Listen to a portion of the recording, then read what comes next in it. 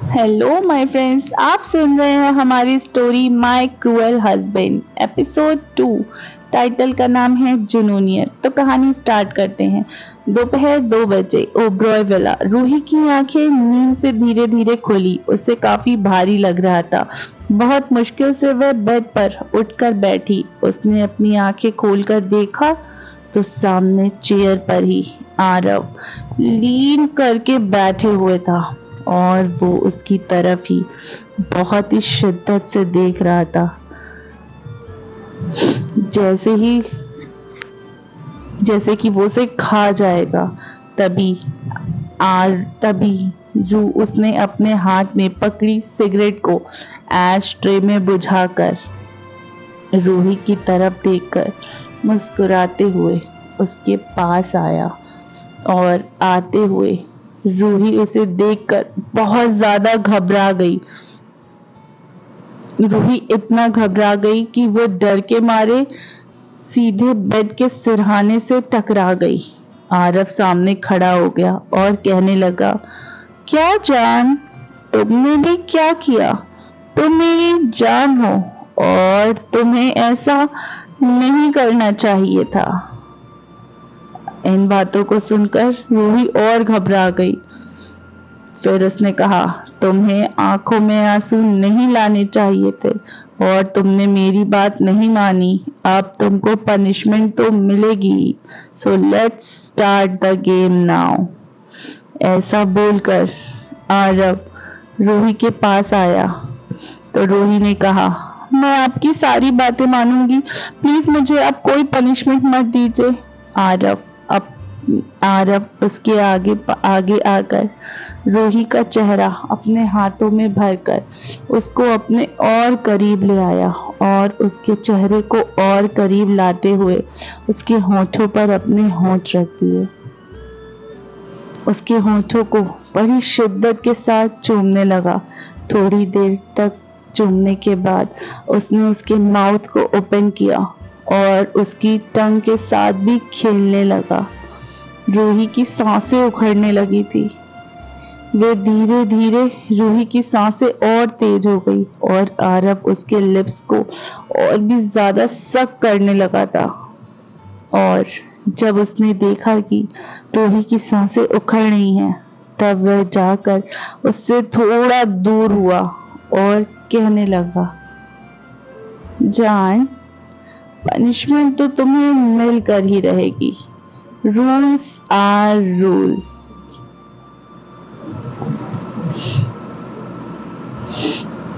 तुमको अपनी तभी रूही ने अपनी सांसों को संभालते हुए उससे कहा।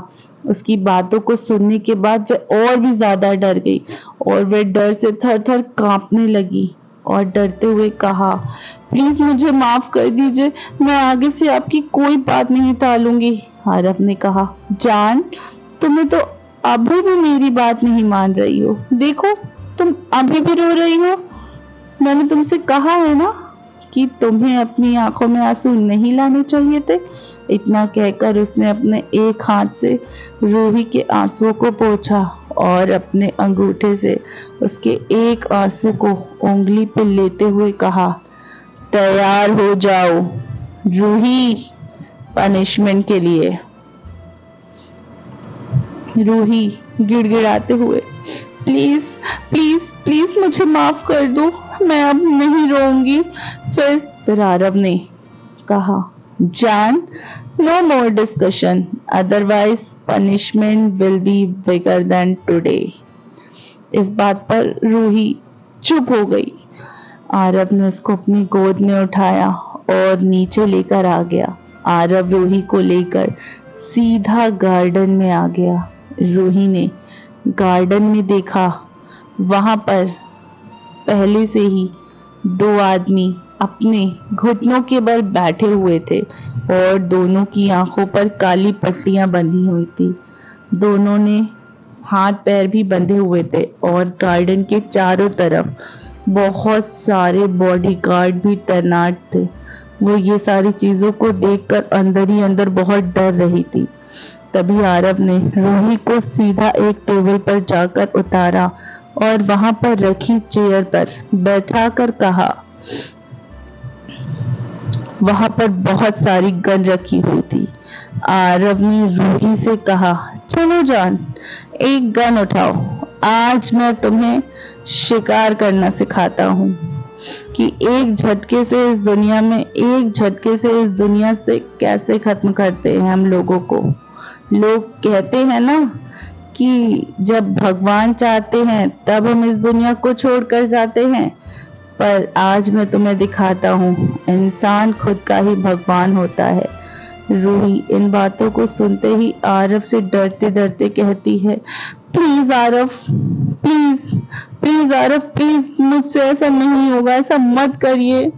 आरव ने शैतानी मुस्कुराहट के साथ कहा, नहीं मेरी जान, ये तो तुम्हें करना ही होगा।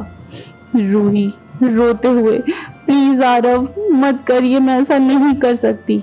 तभी आरव ने तेज से चिल्लाकर कहा, एकदम चुप मेरी जान। आरव की इतनी तेज आवाज सुनकर रूही एक झटके से पीछे हो गई और वह पलटकर आरव के सीने से टकरा गई।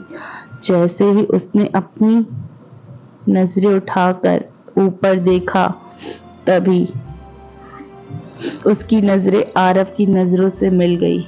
आरव ने उसके चेहरे को अपने हाथों में भरते हुए उसका मुंह उन दोनों आदमियों के सामने किया और उसके हाथों में गन को पकड़ाते हुए कहा, शूट करो जान, शूट करो।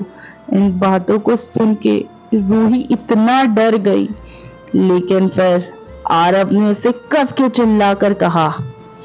आरव की ये चिल्लाने की आवाज सुनकर सारे बॉडीगार्ड भी डर गए। उसने रूही को एक झटके से अपनी तरफ खींचा और उसका मुंह उन आदमियों की तरफ घुमा दिया और अपना हाथ उसकी कमर से होते हुए उसके पेट को, फिर उसकी बाहों का एक घेरा बनाते हुए उसे कस लिया। फिर उसके हाथों में एक गन थमाई और उस गन को उसके हाथों पर ही कस के दबाते हुए जकड़ लिया और उसकी उंगलियों को ट्रिगर पर रखकर ट्रिगर को कस के दबा दिया। उन आदमियों की आंखों पर काला कपड़ा बंधा हुआ था और उसके मुंह पर टेप बंधा हुआ था। रूही इन सभी चीजों से बहुत ज्यादा घबरा गई और उसने अपनी आंखें बंद कर ली। क्या सच में आरव रूही को गोली चलाने को कह देगा? क्या होगा आगे? इन सारे सवालों का जवाब पाने के लिए आप हमारे साथ यूं ही बने रहिए, सिर्फ टिनी FM जान के साथ। मैं कोशिश करूंगी कि मैं डेली एक एपिसोड अपलोड कर पाऊं।